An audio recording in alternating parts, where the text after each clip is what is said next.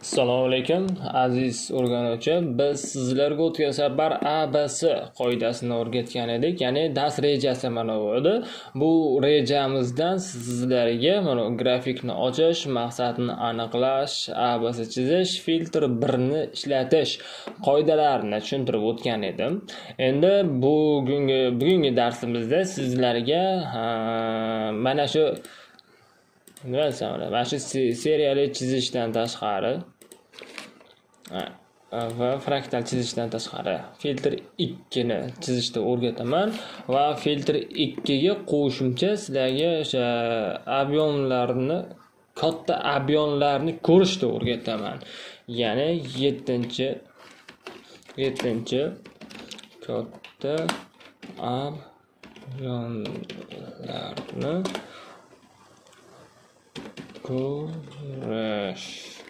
katta ob'yomlarni ko'rish. Shularni o'rganamiz sizlar bilan bugun. 7 bo'linma shuni o'rganamiz. O'sha grafik. Endi bugun o'sha filtr 1 ni ishlatamiz, ABC ni ishlatamiz, bu mustahkamlaganmiz. Endi sizlarga mana shu mustahkamlagan narsamizga filtr 2 ni ham qo'shib ishlashni va katta ob'yomlarni ham ko'rishni o'rgatib o'taman. Demak, biz buni ko'rganmiz. Endi sizlarga katta ob'yom qanday bo'ladi deb tushuncha berishim kerak. Bizga katta ob'yom qanday bo'lishi degan tushuncha. Misol uchun sizlar bilan mana ABC ni chizib o'tgan edik. O'sha ob'yomlarda ya'ni filtr 2 va ob'yomlar kattalashish degan asas bo'yicha tushuncha berib o'tay sizlarga. Sizlar bilan oldin men filtr 1 va ABC ni chizishni o'rgatgandim. Xuddi o'sha narsa ABC chizamiz. Ya'ni bu A nuqta, bu C nuqta va mana B nuqtani yangilab o'tish. Kelinglar sizlarga o'sha ABC deb chizib ko'rsataman. A nuqta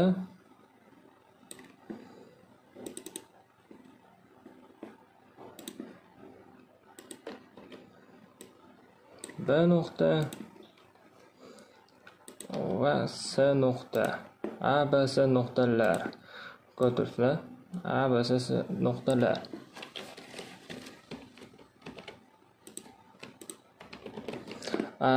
A, B, C nuqtalarimiz. Xo'sh, siz bu ko'rinishda mana o'sha C dan ob'yom o'sha liniya tortardingiz. Mana A dan C ga qarab liniya tortardingiz va siz perixay sharti bo'yicha ish qilardingiz. Endi bu ob'yom kattalashadi. Ob'yom kattalash degani bu mana shu B nuqtani kesib o'tgan X nuqtamiz biz uchun noma'lum bo'lgan nuqta. Mana shu ko'tarilish darajasini tugatib turib qaytish qiladi. Qaytish qilib turib bu liniyamiz yorib o'tib ketadi-da, yana qaytib kirib liniyamizga kiradi. Bundan ham bandlash ko'tarilib ketadi. Ya'ni mana bu nuqtamizni o'sha X maydonimizdagi o'sha darajamiz yangilaydi. Bu nuqtamizni o'sha X darajadan qaytgan keyingi nuqta yangilaydi. Ya'ni yangilanish bo'lyapti. Va buni ham mana bu nuqtamiz yangilaydi. Ya batdan ham qaytish bo'ladi va bu pastki nuqtamiz ham yangilanish hosil bo'lgan hisobi yana ketadi. Yoki mana shu joydan boshqa yangilanmasdan pastga o'sha perixayda davom ettiradi. Yangilanish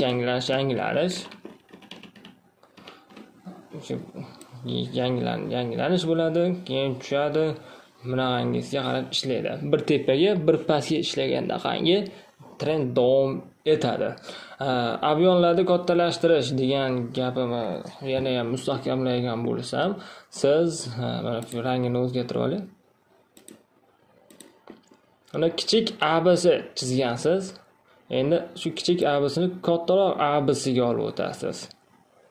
Ya'ni o'sha A nuqtadan start olib chiqib kelib turib B nuqtaga keldi va B nuqtadan start olib C nuqtaga keldi. C nuqtadan start olib B nuqtamizni yangilab o'tdi. Oldin bitta mana bu bni yangilab o'tgan edi. Endi ob'yon kattalashgan hisobga bu kichik ob'yonni unutamiz, kattaroq ob'yonni hisobini olish boshlaymiz. Kattaroq ob'yonni hisobga olganimizda bizni S nuqtamizni ko'chiramiz. Bu S nuqtaga o'tadi. B nuqtamizni ham ko'chiramiz. B nuqtamiz ham bu tomonga o'tadi. O'zgarish bo'ladi. Va mana eski B nuqtalar esimizdan chiqariladi. Eski B nuqta, S nuqtalar biz esimizdan chiqariladi. Kentidan kalkulyator tashlagan ekan mana.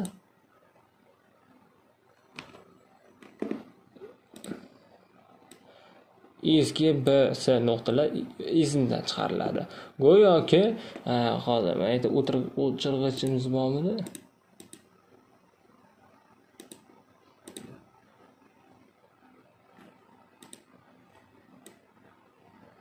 Go'yoki mana yerda va mana bu joyda boshqa liniyalar bo'lmagan. Siz hayshdan to'g'ri liniya tortib o'tgan deb ko'rishni boshlaysiz. Mana shunday ko'rishni boshlaysiz siz. Eski nima unutgan holatda yangi ABC, kattaroq ABCni ko'rishni boshlaysiz. Va mana shu B ni yangilab o'tilgan trend ko'rasiz. Bu ob'yon kattalashtirilgan ko'rish deb atalgan holatda bo'ladi. Bu narsa shu ob'yonlar kattalashtirishga kiradi. Endi sizlarga filtr 2 ni tushuntirib o'tsam, filtr 2 miz uchun mana bunday masalan mana A nuqta bo'lsa, keladi, B nuqtani shakllantiradi. Bir nuqtani shakllantirib, keyin start B dan start olib turib, X S nuqtamizdan shakllantiradi. Endi S nuqta shakllantirgandan keyin bilamizki, ABC qoida bo'yicha B nuqtani yorib o'tish kerak. Ya'ni S dan start olgan holatda yorib o'tish kerak. Lekin filtr 2 da shunday holat bo'ladiki, S dan start olish natijasida bag'i yetib kelmasdan yoki buzib o'talmasdan qaytib ketib qoladi. Keyin o'shatlarda chuvalanishi boshqa qilib yana yuradi, yana sal qaytadi, keyinchalik yorib o'tib ketadi. Va sizlar bilan eslangda, bilasizlar, o'sha S nuqta hosil bo'lgandan keyin men ikkita uzun liniya tortib qo'yardik. Chunki nimaga tortib qo'yardik?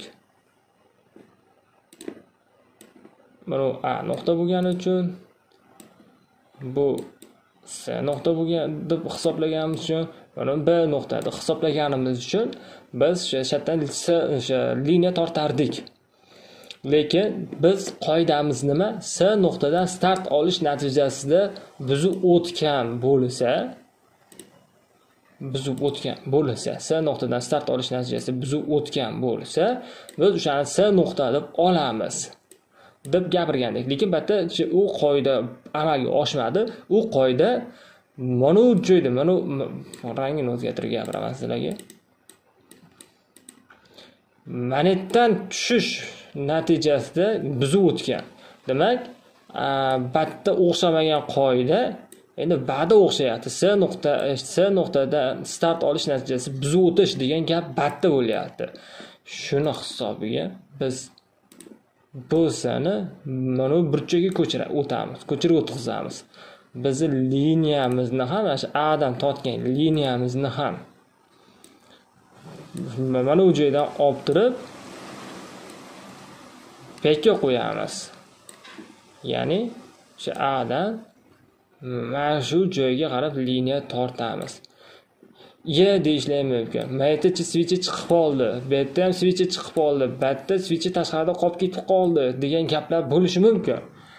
Lekin biz ABC qoidasini shu ko'rinishda olyapmiz. Siz endi boshqacha ko'rishingiz ham mumkin edi. Mana A dan start oldi, B ni topdik, B dan start oldi, C ni topdik, C dan start oldi, lekin B ni yangilanmay qoldi va qaytib ketdi. Shu ko'rishingiz mumkin va siz teskarisiga ABC bo'lyapti. Endi mana yerda biz buni A deb olsak, men yerda B deb olardik, men yerda C deb olardik. Va mana bu B nuqtamizni buzib o'tish kerak deymiz. Ko'rib turibsizki, buzib o'tmadi. Naborot maishatda chuvalanishib, shu chayqashib, bir balolarni o'sha qanaqadir vaziyatni kutib, keyin o'sha start olgan holatda buzib o'tib ketdi.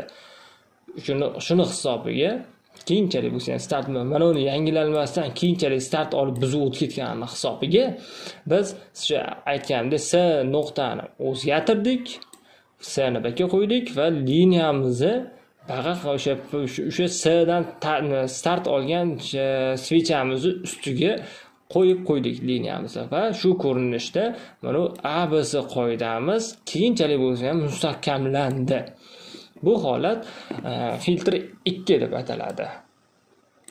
Filtr 2, F2 deb gapirsa ham bo'laradi. F2. Filtr 2.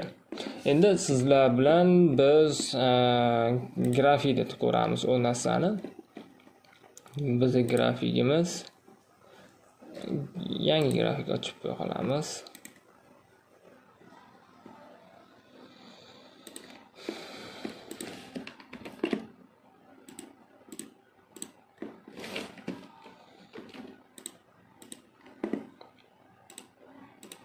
Yangi grafikimiz mana. Sizga start olish natijasida bo'lgan zona topishim kerak. Start olish natijasida buzib o'tgan zona. Start olish natijasida filtr 2 kamdan kam o'zi ishlatiladi. Siz deyishingiz mumkin, lekin filtr 2 kamdan kam ishlatiladi.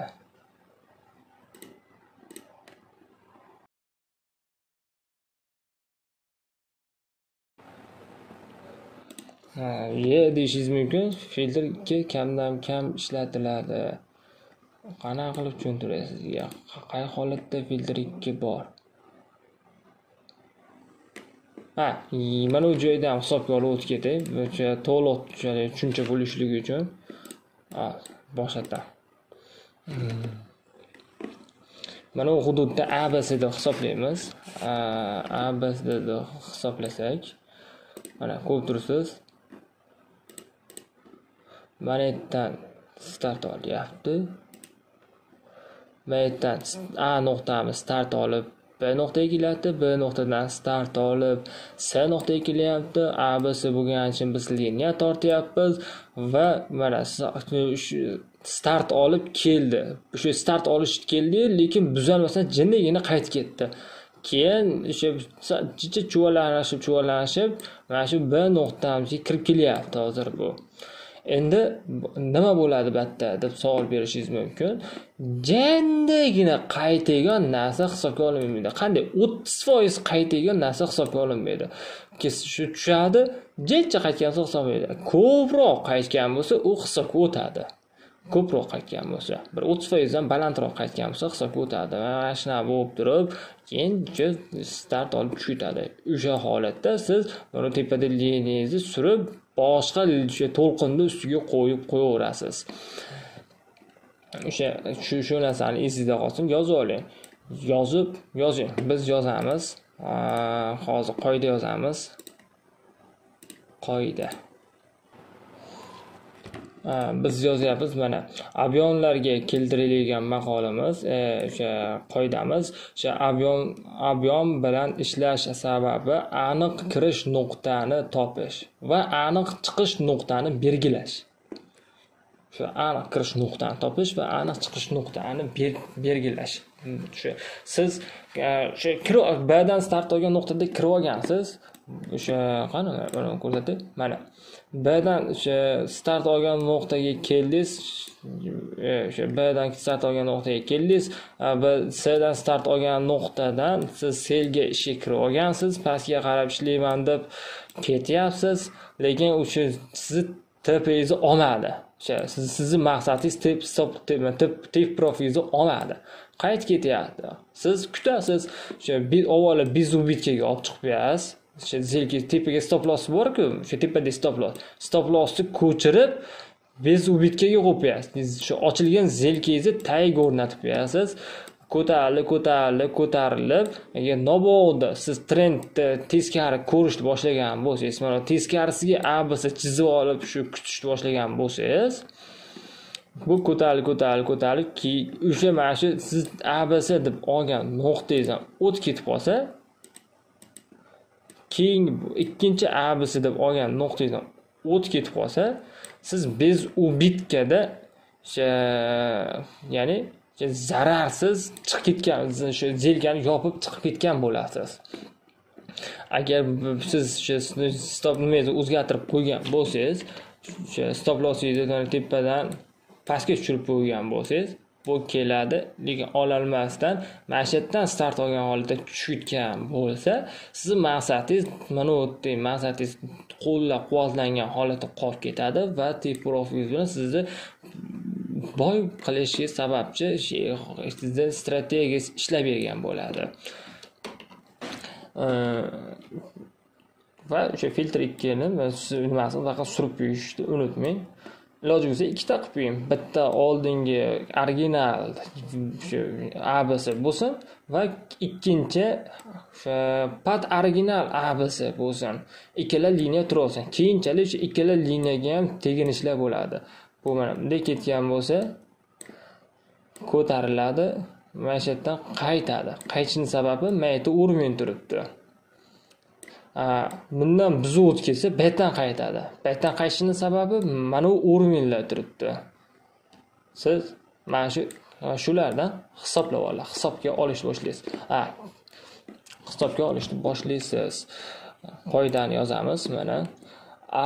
Avion bilan ishlash sababi aniq kirish nuqtani topish va aniq chiqish nuqtani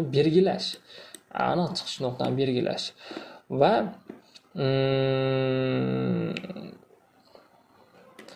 bizning qoidamiz bor-da, mana S nuqtadan start olish natijasi B nuqtani yangilamasa, trendning qarshi tendensiya hosil bo'lishi aynan filtr 2 ishlatishimizga imkon va mavjud bo'ladi. Filtr 2 ishlashimizga mavjud bo'ladi. Qoidani yozing. Maishatdan o'sha trendni yangilab o'tib ketmachi, S'dan start olish natijasida mana birimizni yangilab o'tib ketmaganligini hisobiga tendensiya bo'ladi va u yerda filtr 2 ishlagan holda keyinchalik S'dan start olgizgan holatda B nuqtamizni yangilab qizganimiz uchun filtr 2 ga asos bo'ladi. Siz albatta yana bitta nimani qo'shib qo'ysak yaxshi bo'lar ekan. Mana o'zi turibdi. Mana Uskarenani ham o'rgataman sizga bu darsda. Men shu aytishni unutibman ekan. Uskarenani o'rgatamiz. Bugun 3 ta dars ekan. Bu birinchi dars, bu ikkinchi dars, bu uchinchi dars. 3 ta dars sizga o'rgatamiz. Demak, qoidamizni yozdik. Mana shu ikkita qoida. Avion va S nuqtalarida nima qoida. Endi shu filtr 2 qanday ishlaydi degan gapga mana bu joyda filtr 2 bor ekan. Hozir mana shu joyda filtr 2 bor ekan. Tak.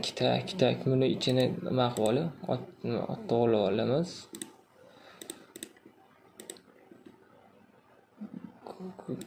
To'g'rilikka olaychi.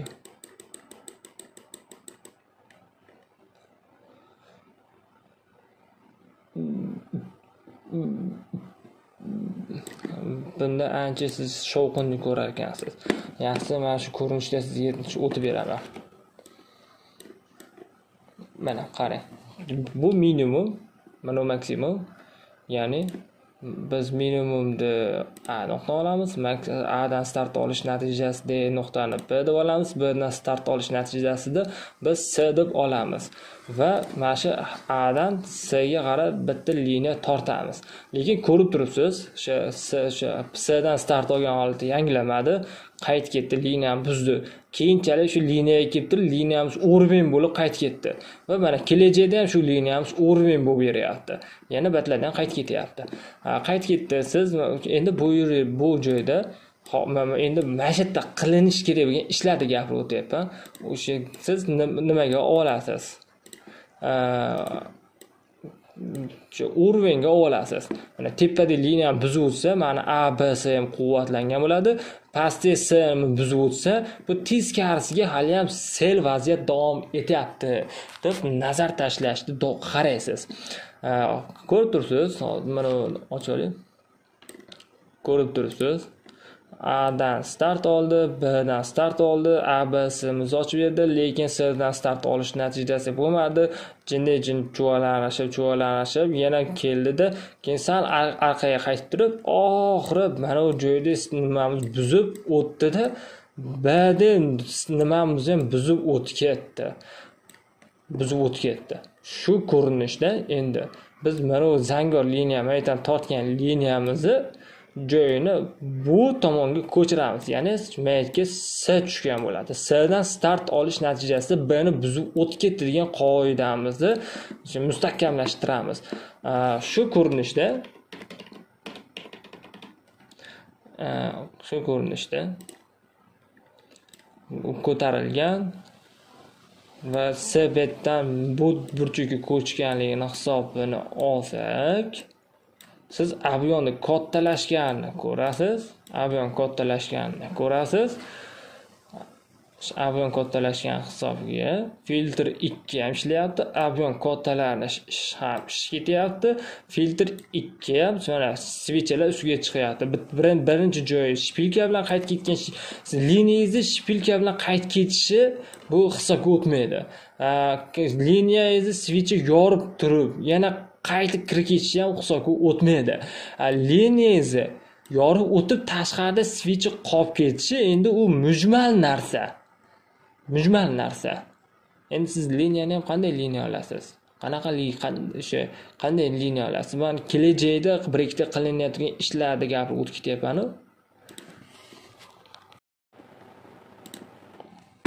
Shuna qilib ABSni joyini o'zgartiryapmiz, start olish natijasiga qo'yib turib va biz o'sha avionni kattalashtiryapmiz. Mana bu liniyani buzib o'tgan switchlarga bu ko'rinishda ABSimiz mustahkamlashgani hisobiga ahamiyat bermaymiz va biz ABSimiz mustahkamlashdi deb daftarga yozib qo'yamiz. ABSimiz mustahkamlashdi.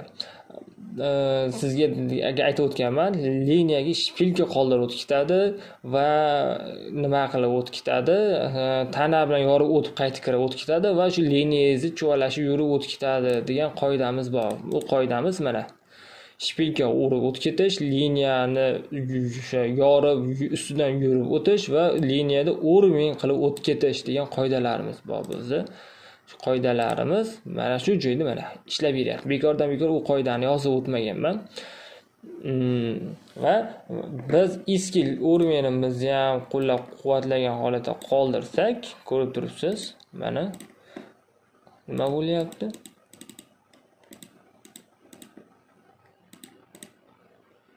Ko'rinyapti. Vo'jab.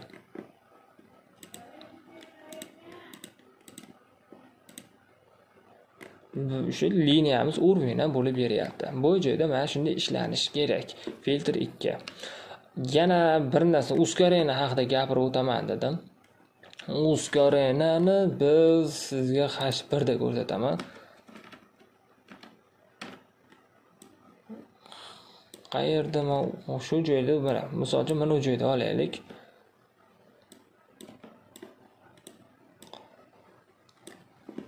Mana qarang. Siz mana bu nuqtani A deb olgansiz, bu nuqtani B deb olgansiz, bu nuqtani C deb olgansiz va bu yerdan tortgansiz. Liniyangizni tortgansiz. Liniya sizga nima qilib berish kerak? Bir-birini yangilab berish kerak. B nuqtani yangilab berish kerak. Yangilab berdi, boshqa bo'ldi, o'tib ketdi. Bundan keyin men nima qilaman degan savol o'sha. Yana bitta ABS chizamanmi deysiz? Yo'q, siz bitta serialli chizish degan narsamiz bor. Serialli chizishimizni ikki oz tushuntirib o'tib ketaman, lekin unga ahamiyat bermay turing. Serialli chizishimiz o'sha mana shu S teng A bo'ladi. Ya'ni S ni o'rni A ga aylanadi. Yana bir marta shu joydan nima olasiz? Liniya tortasiz. Ko'rib tursiz, boshqa ABS bo'ladi. Yana mana bu bir liniyani yorib o'tsin deysiz. yorug' o'tadi, boshqa bo'ladi, keyin yana qaytib keladi, avion kattalashish bo'ladi, sen o'zgartirib qo'yasiz, buni ham o'zgartirib bu tomonga olib o'tasiz. Mana bitib tushadi, S nuqtadan start olgan holatda kelmaydi, o'sha buzalmaydi, qaytib keladi, urovingizga bitta tegadi. Bati kichkinagina ABC hosil bo'ladi. Trend ichida kichkina ABC hosil bo'ladi. Trend ichida kichkina ABC hosil bo'lgandan keyin ko'rib tursiz, mana uni yorib o'tib ketish kerak. Siz teskarisiga ham ABSni kutasiz, lekin mana tepadagi ABSingizni yorib o'talmadi. Yorib o'talmagandan keyin siz kichkinagina ABSni qo'llab-quvvatlashga o'tishgan bo'lasiz va buni yorib o'tib ketadi. Keyin sizni katta avionli ABSingiz yorib o'tib ketadi va natijada siz o'sha katta avionli ABSga erishasiz. Katta avionli ABSga erishganingiz uchun bu keyingi switchga o'tkazib qo'yasiz qoida bo'yicha. Siz endi ko'zingiz bilan men keyingi switchga turibman deyishingiz mumkin, lekin keyingisiga o'tkazib qo'yaverasiz. Keyin aytdim, mana jindagina yangilanish bor va batda urumiga kelish bor. Buni baqa surish imkoniyatimiz ham bor. Mana baqa surasiz. Buni ham bu tomonga sursangiz bo'ladi, chunki men aytdim, o'sha B nuqtangizda yangilanish bor. Qarang, bitta tortgan liniyas qancha urovlarga aylanib beryapti. Uzun cheksiz liniyas shuning uchun sizga kerak va juda zarur. Endi ba'zi holatlarda siz mana shu nimani chizolmaysiz. Uzkarayni holat bo'lib qolgani uchun chizolmaysiz. U uzkarayni holatni siz marhum zona deb olasiz. Marhum zona qanday bo'ladi? Uzkarayni joyini siz marhum zona deb olasiz. Marhum zona uzkarayni tugab bo'lgandan keyin qanaqadir ABC shakllanish kerak yoki bitta ikkita switchlar ochilib yopilish kerak va uzkarayni tugash sababini ham shu nimalar keladi. Vaqt soati keladi. Uzkarayni tugash sababini qanaqa qilib bilish mumkin degan vaqtlar keladi. Uni ham tushuntirib o'taman. Hozir siz ABSni mustahkamlayapsiz. Bu yerda ham ABC o'sha uzkarayni unutganingizdan keyin ham ABC paydo bo'lishni boshlaydi. ABC mana sizga ABC. Umuman boshqacha bo'lib ketdi. Uzkaraynadan keyin mana kichkinagina ABC siz mana liniyangizni tortdingiz, shu tepaga chiqib ketdi, buni yangiladi va qaytib keldi. Mana siz liniyangiz yorib o'tdi, siz selga boshladingiz. Shu odatda yorib o'tdi degani sel bo'ldi degani emas. Qaytib kelib turib shu o'rningiz bilan ko'rishib turib ketishi sel haqiqiy degani. Siz ikkinchi o'sha qaytib tushib turib apkat bo'lishini kuting hamisha.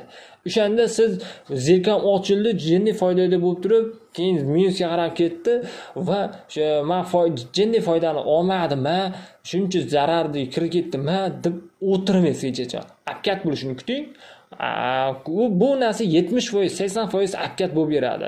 Kamdan kam apkatsiz ketadi. Kamdan kam. Lekin 70% ham bitta trend qaytib tepada o'rin bilan ko'rishib keyin tashlayveradi. Mana qarang. Agar siz mana bu zonaga kirib olganingizda qaytib ketardi. Siz yuragingizni siqardingiz. Mana bu 1 soatlik chasiz, 1 soatlik time frame turibdi. Mana bu joy kirib 3 soat yuragingizni izlab o'tiradi. Buni qaytish nuqtasidan hisoblaylik 4 soat. 5-soatdan siz plyusga chiqqan bo'lasiz. O'riningizga qaytishni kutsangiz ochishingizga sizga plyusga qarab chelaveradi. Va ochgan bo'lsangiz ham qancha yuryapti? Eng ko'pi bilan ko'rib turibsiz. 2000 punkt yurib beryapti. Eng ko'pi bilan. Sabr qilsangiz 2000 punkt yuryapti. Bu 2000 punkt ham soat necha? 13, 15 soat 3 dan boshlab to kechasi 21 kechasi 9 soat 3 dan kechasi 9 gacha 2000 punkt yuribdi bir kunda ichida. Buni ham sababi bor. Qanaqadir bitta sababi bor. Bu yerda o'rin bo'lgan, o'sha o'rin asosida ishlab beryapti. Mana 2000 punktdan o'zi ketyapti. Agar ushalib turasiz.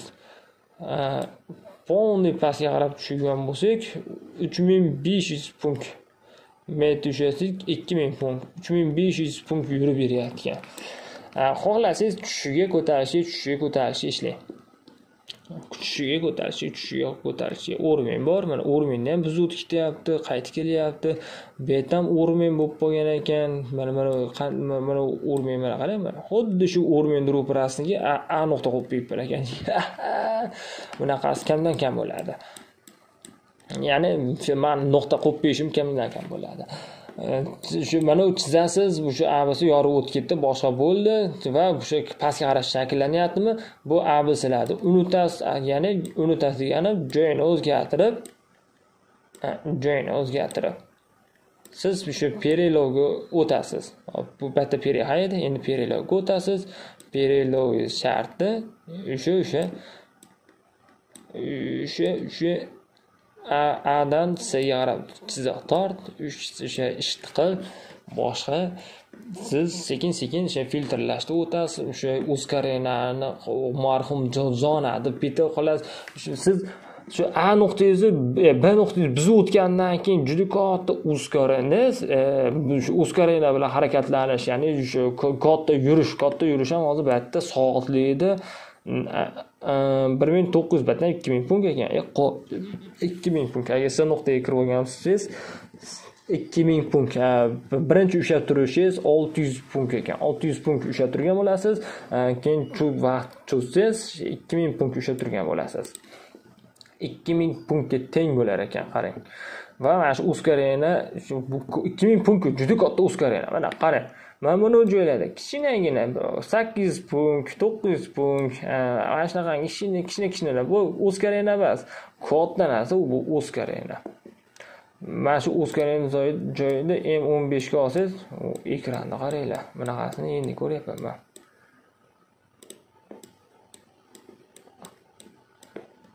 Qani, qayerda qoldi?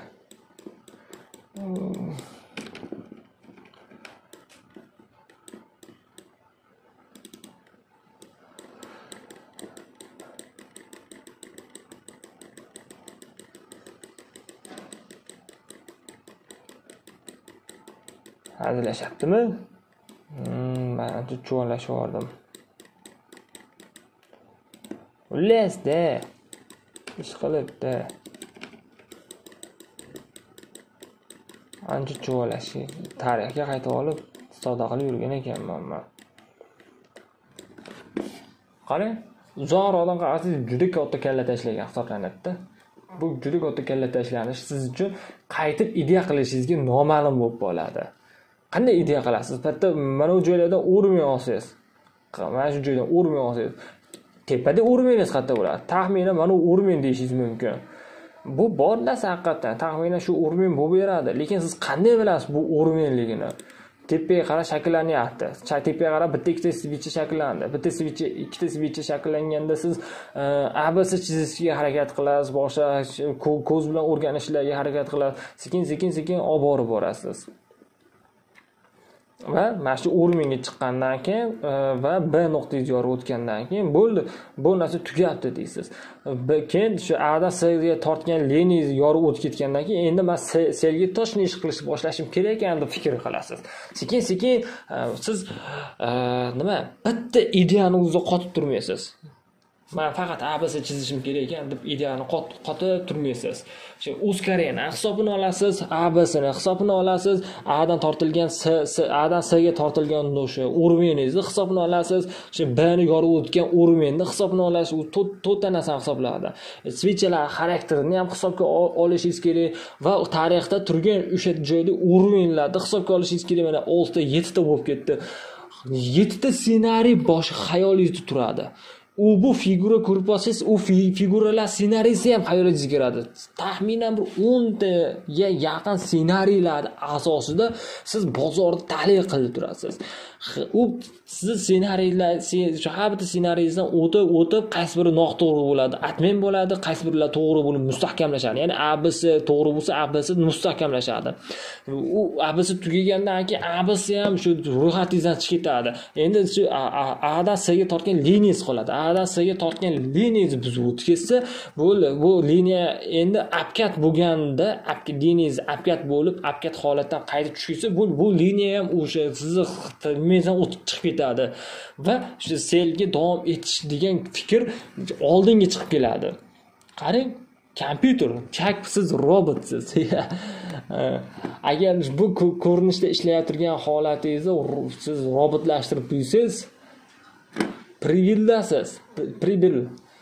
Polni bozorda bankrotga uchratib tashlaysiz. Boshqa o'sha ishtirokchilarga pul qoldirmaysiz. Hamma pul sizda.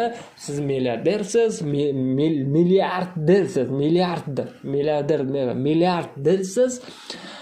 Broker sizni haydaveradi. Siz bizga katta zarar keltiryapsiz. Biz ikkinchi qaytib boshqa nom bilan ham kira olmaysiz. Chunki yana o'sha soqqalarni qilib tashlashingizni sezib qoladi. Shuna qilib uzkarena joyda marhum deb olasiz. Uzkarenadan keyin chizishni yana boshlayverasiz. Filtr 2 ni ishlatasiz. Filtr 2 ni tushuntirib o'tdim. Qayerda tushuntirib o'tdim? Mana shu joyda D1 da tushuntirdim aytgancha. Mana filtr 2 ni ham tushuntirdim. Uzkarena degan narsaga mana qoida bor. Uzkarena bo'lgan joylarni biz marhum joy deb belgilaymiz. Buni davom ettiramiz. Uzkarena tugagandan keyin biz yana chizishni boshlaymiz. Uzkarena tugagandan keyin biz yana chizishni boshlaymiz. Bu qoida. Ana shu qoidani yozib oling. Uzkarena bo'lgan joylarni biz marhum joy deb ataymiz. Uzkarena tugagandan keyin biz yana chizishni boshlaymiz. Uzkarena bo'lgan vaqtda siz qilgan foydangizni oling. Bo'ldi. Va qayta savdoga kirmang. Bu uzkarena aldamchi signallar ham beradi. Qanday aldamchi signallar? Mana shu joyingizni kattalashtiraymi? Misol uchun mana qarang. Mana liniyalarni olib tashlayvering.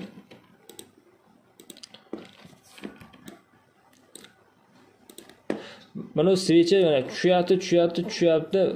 Tangati o'rmonga tegdi. Qaytib ketyapti. Bo'ldi, o'rmonga tegdi, bay boshlandi deysiz. Mana shu joyga bayga kirib olsangiz, bayga kirib olsangiz. Mana jendagini tepaga ko'tarildi, g'abet qaytib ketaverdi. Bay bo'lish kerak edi, qachon qaytib keladi deysiz. Tushitadi, depozitni quritadi.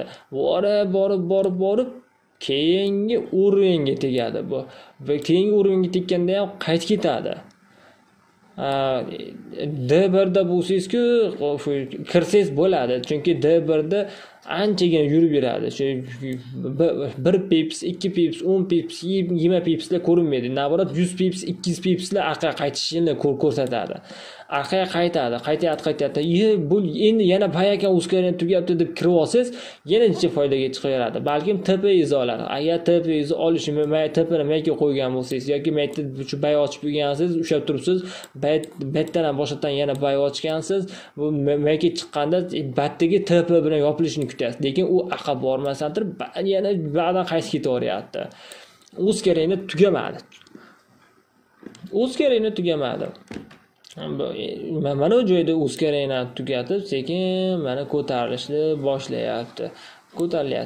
D1da qarasangiz, baribir o'sha ABC qoidasi chizilyapti, tushyapti. Mana yerda yangilagani yo'q, chuvalashyapti. Keyinchalik bu batni buzib o'tkazish kerak. Endi siz o'shaning uchun uzkarena joyladi. Nagli marhum zona deb unuting. Mana bu joyda siz selga kirib olganmisiz? O'sha ma'lum bir joyda uzkarena boshlanganda bir maytda selga kirib olgan bo'lsangiz, mana maytlargacha kelgan sizga o'sha 4 soatlik 1 soatlik ichida mana shu joyda ABC bor. 4 soatlik 1 soatlik ichida ABC bor. Bir kunlikda u narsa ko'rinmaydi.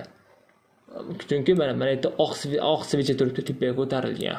Shuni hisobiga ko'tarilib tushgan. Mana shu joyda siz kirib olgan bo'lsangiz, mana bu B ni yangilangungacha ishlagan bo'lsangiz yoki mana bu tomonda qanaqadir уровень ko'rgan bo'lsangiz, o'sha уровеньgacha ishlagan bo'lsangiz, bo'ldi.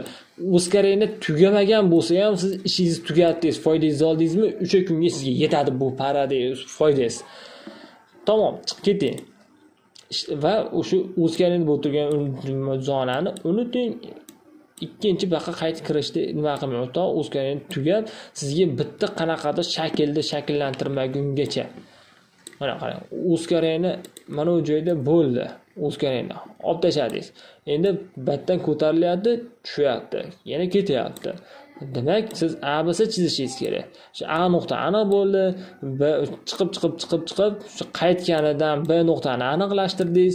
Endi C nuqta shu territoriyada deb hisoblaysiz. Xohlasangiz shu joydan C'ga kiring. Shu joydan C'ga kiring. Mana shu ko'zingiz yetadi, chunki ko'zingiz yetadi degani qanday?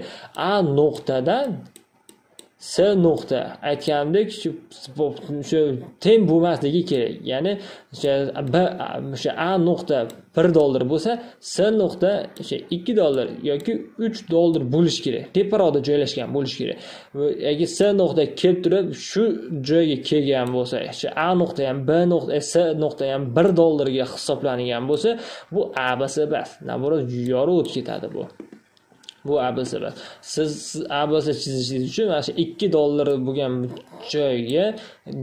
joygacha siz o'sha selga ishga kirgan bo'lsangiz, ishlab olib, keyin chiqib ketasiz. Yana bu ko'tarilib, mana bu liniyani yorib o'tishini kutib turasiz. Agar hech yorib o'tmasdan qaytib kelsa, demak bu fletda cho'valanyapti. Keyinchalik yo tepani buzishini yoki gilamdek katta ABC'ingiz bo'yicha past yorib o'tishini kutib o'tiradi tomosha qilib. Uning ichida o'sha qanaqadir formatsiyalar, qanaqadir svicha xarakterlarini teskari bolg'acha ko'rib bo'lsangiz, uzun liniyacha ko'rib bo'lsangiz, shunga o'xshash o'sha tanani, mana buni bitta svichani keyingi svicha butunligicha yutib yuborish degan narsalarni ko'rib bo'lsangiz, tars ishni qilib yuborasiz. Lekin shunday o'xshab bo'ling. Mana butunligicha yutib yuborgandan keyindan jinda 50 o'sha svichani 50% ni akkat qilib turib qaytib tushayotgan. Bu men deb turibman. Buni ichida ham o'sha ABC turibdi. Hamma yoqda fraktal trend bor. Keyingi darsda men sizga o'sha fraktal trend bilan seriali chizish degan narsani tushuntirib o'taman. Sizga bugunchalik mana shu ускорениyani chizish bo'ldi, filtr 2 ni o'rganish bo'ldi va katta ob'yomlarni ko'rish bo'ldi. Mana 3 ta qoidani yozib oling siz. Qoidani unutmang. Va siz bilan yana ko'rishamiz, Xudo xolasa.